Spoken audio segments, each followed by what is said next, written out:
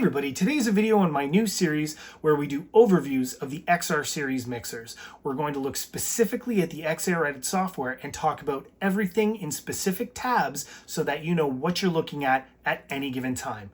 And we're going to start doing that right now. Let's go!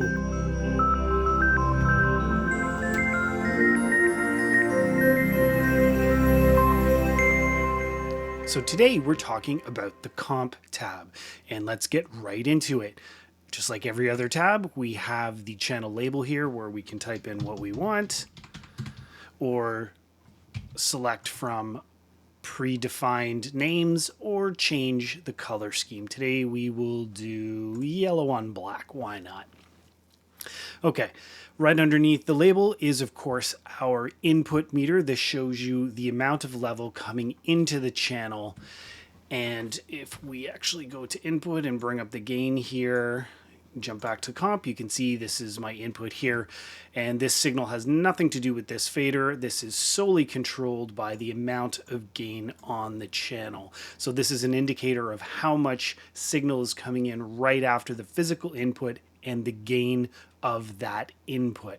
So back here on the comp channel, the very next thing we have is the compressor button. This turns our compressor on or off.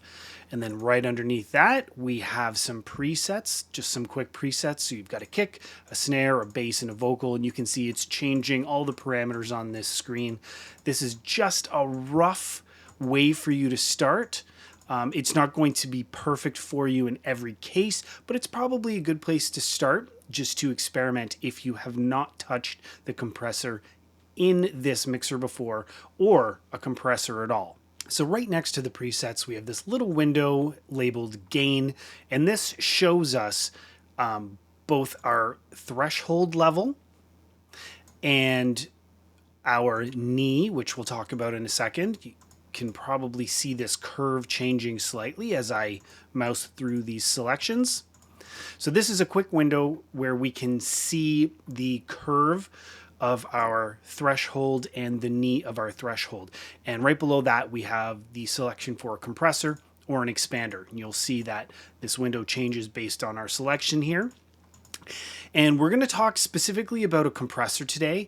I already covered the expander and what an expander is when I talked about the gate tab. So if you want to jump back to that video for an explanation of an expander, it's probably worth your while.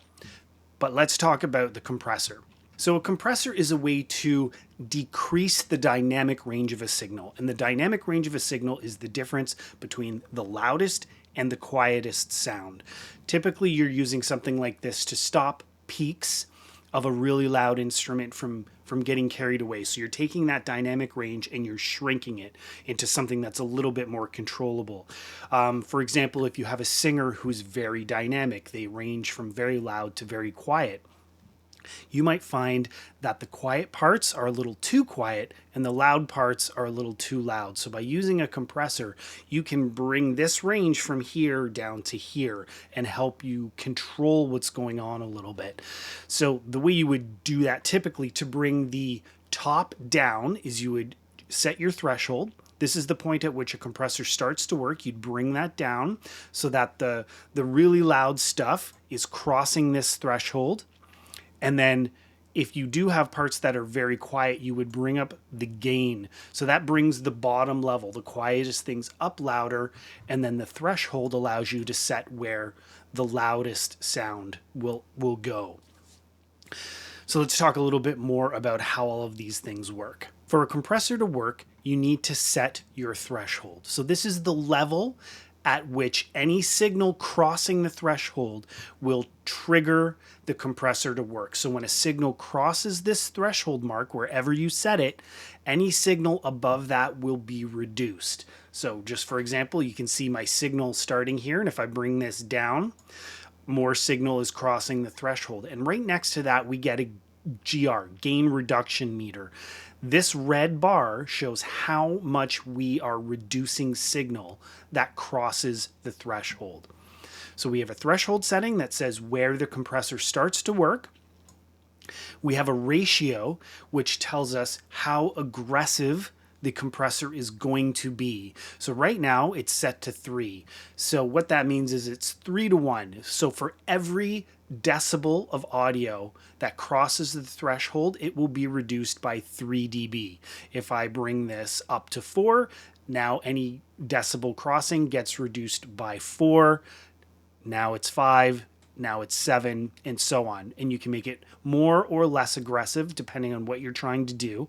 And you can see here in the window that the top part of the line is changing based on this. So if you think about a signal coming up this curve, when it hits the threshold, which is here in the middle, you either have a slow, gentle slope, which means you're not heavily reducing the signal, or you have a really aggressive flat slope. If we're all the way up here, we are essentially saying signal will never get louder than this. No matter how much signal crosses the threshold, it will never get any louder than this level. That's also called a brick wall limiter. It works a little bit differently in different compressors, but that's the idea. So you can have a really light or a really aggressive ratio here. Then you have your mix, which is the amount of original signal and the amount of compressed signal. If you only want to hear your fully compressed signal, you're going to have this up at 100.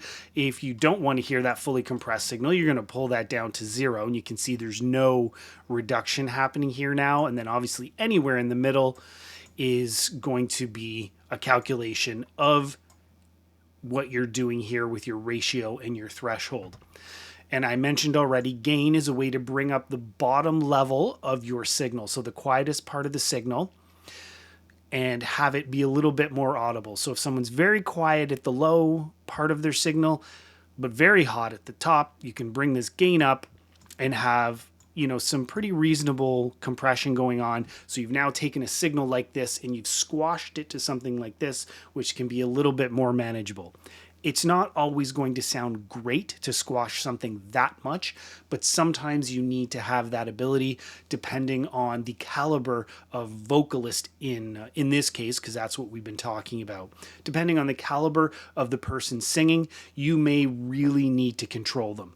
Really professional vocalists, they have the ability to compress themselves a little bit by moving closer to or further from the microphone. But if you're with somebody new or somebody who doesn't really understand this dynamic of their instrument, then you can have that control here with these settings. And just something else I should mention about this gain control here. It will increase the overall output of this full signal. I know I talked about it raising the bottom end, the quietest part of the signal, but it will increase the overall output of this signal chain. So you do have to find kind of a nice balance between how much output gain you are doing and how much compressing you are doing to find that sweet spot for whatever signal you're working with. So above that, you can see knee. What is the knee? So this curve right here between the original signal and the compressed signal at the top, you'll notice if I adjust this, you can see this curve changing. Here at 0, it's really sharp, really hard. And down here at 5, it's nice and smooth. So you can have a soft knee compressor, which is what this is, or a hard knee compressor. So what happens is as the signal approaches the threshold here on a soft knee, you get a gentle curve from original signal into the compressed signal. Where if I go up to 0, the signal approaches at full volume until it hits the threshold, and then it is immediately compressed. So that's very aggressive. So you can have a fully aggressive signal that carries on at full volume until it hits this threshold mark here, and it's just instantly compressed. Or you can have a soft knee where the compression starts with a nice roll on before it gets to that threshold. So depending on what you're trying to do, anywhere in here will adjust that knee and can adjust how aggressive your compressor actually is. So this next section for gain envelope, we've got another window here, so we have a visual representation of what's happening. And then we've got a whole bunch of controls and options here. So we'll talk about all of them one at a time, and we're going to start here with lin and log. So this is linear and this is logarithmic. This is the way that the signal processor approaches compressing the signal. So logarithmic is pretty common for compressors, and it's a more accurate representation of how humans perceive loudness. So using logarithmic for the way your compressor works is probably how you're going to choose to do things most of the time. Because linear, while it can be far more precise, it can also start to sound artificial or really digital, especially when you're really using heavy compression. And next we have peak and RMS. This has to do with the threshold and the way the signal crosses the threshold. So peak captures those really sharp spikes in your audio signal and uses that to trigger the compressor into working, where your RMS takes an average of the signal that is crossing the threshold. So you can actually see the difference in how the audio meters respond here. You can see this is a bit slower. It's not jumping immediately with spikes in my volume, but if I switch this to peak, you'll notice this responds much quicker. So with peak, it's those sharp jumps above the threshold that really start the compressor working, where with RMS, it's kind of a softer, less aggressive way of putting the compressor into action. You need more time and more signal across the threshold before it really starts to work and reduce that gain. The next set of controls we're going to talk about are attack, hold, and release. These all have to do with how the compressor responds to when the signal crosses the threshold, when it stops, and what happens at each point. So the attack, this is how quickly the compressor will respond when a signal crosses the threshold. So obviously at the bottom, this is an incredibly fast attack, which means that millisecond that the signal crosses the threshold, the compressor will start to work. Where if I pull this back, this can take 120 milliseconds before it starts to respond to the signal crossing the threshold. And you'll see here in this window, we get a visual representation of our compressor starting to work, and then our hold, which we'll talk about in a second, and our release. So we know what the attack is for. It's how quickly it responds to the signal across the threshold. Our hold is the amount of time from when the signal stops crossing the threshold to before it goes into the release cycle. So you can see here when I increase this, it gives us a longer amount of time. So here's our signal coming up and crossing the threshold, and our compressor works, and then the signal drops below the threshold, and this is how much time we have before the compressor goes into the next setting, which is the release cycle. So down here, this is a really short hold, and this is a really long hold, and you'll see by this indicator up here, if I pulled this all the way down, it basically just gives us on and off, which is essentially how that would work if you had your hold all the way down. Up here, you get a significant amount of time, 2000 milliseconds before the signal, when it drops below the threshold, tells the compressor when to stop working. So it will hold the compressor on for this amount of time before it goes into release mode. Release is how quickly the compressor will turn off or start working. So if down here, this is an immediate turn off. The second the hold cycle ends, the compressor will stop working. If I go all the way up, it's a really slow turn off. So if you watch my gain reduction here, if I stop talking right now, it's going to fade out slowly. There we go. You can see it's fading out. So it's turning off the compressor very slowly. Where if I pull this down, as soon as I stop crossing the threshold, this gain reduction will end. Done. So the idea of a compressor is to really find a perfect balance between all of these settings. If you have a attack that's too fast or too slow and a release that's too fast or too slow, that in conjunction with your ratio, if it's too high, you can get artifacting, which is typically called either pumping or breathing. So pumping is where you can hear really quick squashing of the sound as it happens. And breathing is where you hear like a slow squashing of the sound and a slow release of the sound. So balancing your attack and release And balancing those two with your ratio can help you to get a more natural sounding compression. If you're hearing compression, if you're hearing it happen, then your settings are probably not correct. And this, it's almost an art form, along with things like EQ and really everything else with audio. You can think of it like an art, in that it takes practice and it takes time, and you need to spend the hours working with it to really understand how it's working and find out what works best in every scenario. You know, an attack, for instance, if you want to get that initial hit of, say, a drum, so that transient, if you want to stop that transient, then you want to have a quick attack. If you don't want to catch that transient, but you want to catch the overall sound of the drum and really compress it, then a slower attack probably makes sense. And something else to keep in mind is if you do have a really fast attack and a really high ratio, things can start to sound aggressive and distorted, and it can actually make your ears tired. These are all things to think about when you are making adjustments to compressors. And really all I can say is spend time with your compressor and really put it through its paces. Put different types of signals and try different settings to see what works best in every scenario. The more you do it, the more comfortable you'll be, and the more you'll actually understand what's happening and be able to apply it in real time in live shows. And now we have the button called Auto Time. Watch, if I turn this on, we lose our lin and our log, and we lose our attack, hold, and release. So what this does is it allows the system to look at the signal coming in and make all of your attack, hold, release, and linear or logarithmic choices for you.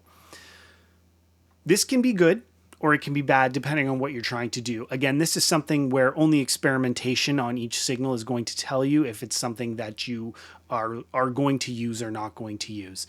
But essentially, it takes some of these commands out of your hands so you don't have to worry about them. It's just sort of a robotic, automatic way to address some of your compression needs.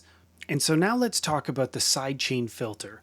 So in this mixer, you can use signal on another channel to trigger the compressor on the channel you're working with. To do that, you would turn on the filter and then key source. This is where you choose the channel that's going to trigger the one you're working on. So let's say I'm using microphone 1 on channel 1, but I want something on channel 4 to trigger the compressor on my first channel. I would change this to channel 4. So now the signal coming in live on channel 4 would be responsible for turning my compressor on or activating it. You'll also notice here that we have a curve, both up and down. This is our type of filter. So you can see that as I drag this up and down, our curves change. So we have a Q of 10, a Q of 5, a Q of 3, a Q of 2, and that is the quality or the width, the bandwidth of what we are trying to hit. So we can center this on a frequency and then adjust whether it's really, really narrow and only hits the neighboring frequencies right next to our target, or we can make it wider so that it hits a broader range of frequencies on either side of our target. So this would mean that a signal coming in on our target frequency of 1K would be most likely to trigger our compressor, with the things on either side of it being slightly less likely to trigger it. And then anything way outside just isn't going to trigger the compressor at all. We also have high cut 12, high cut 6, low cut 12, and low cut 6. And the 6s and 12s have to do with how aggressive the slope is here on either the high cut or the low cut. You can see a higher number is a really steep, quick curve, where the lower number is a more gentle curve. Now, obviously, if you're looking at your filter like either the high cut or the low cut, it's not the same as this where you have a specific frequency with a little bit on each side that might trigger your compressor. If you're looking at something like this, your target is here on the line. Anything to the right of it starts to slope off, but anything to the left, all of that is going to be allowed to trigger your compressor. Where if we go to the low cut, it's the opposite. Anything on this side is going to taper off and then not affect it at all. And anything over here on the right-hand side would also be responsible for triggering your compressor. And obviously you can move your frequency target back and forth, which changes how much frequency is responsible in the signal. And so that brings us to our last item, this meter here on the right. This is our output meter. So while we know this meter on the left shows us how much signal is actually coming in to our physical input, this is how much signal is going out to our mix. And this output meter will be affected by any of the changes we make here in the compressor tab. So right now, if I pull this up, this is what's going out to our main mix. You can see the levels are very close to matching. If I start to adjust this threshold with the compressor on, you're going to see that the output signal is reduced dramatically in comparison to the input signal. So this is affected by any changes you make here. If I increase the ratio, you can see that it's reduced even more. So there you go. Now you understand what you're looking at any given time when you have the comp tab open. I hope this was interesting, entertaining, educational, and if it was any of those three things, please be sure to like and share and subscribe. You can also check us out on Patreon, or you can join the channel down below, or even do a super thanks down below if you think anything we do on this channel is useful to you. Huge thanks to everybody who's already contributed in all of those ways. It's made a big difference for me. And until we see you next time, thanks for watching here on Cookies. Bye, everybody.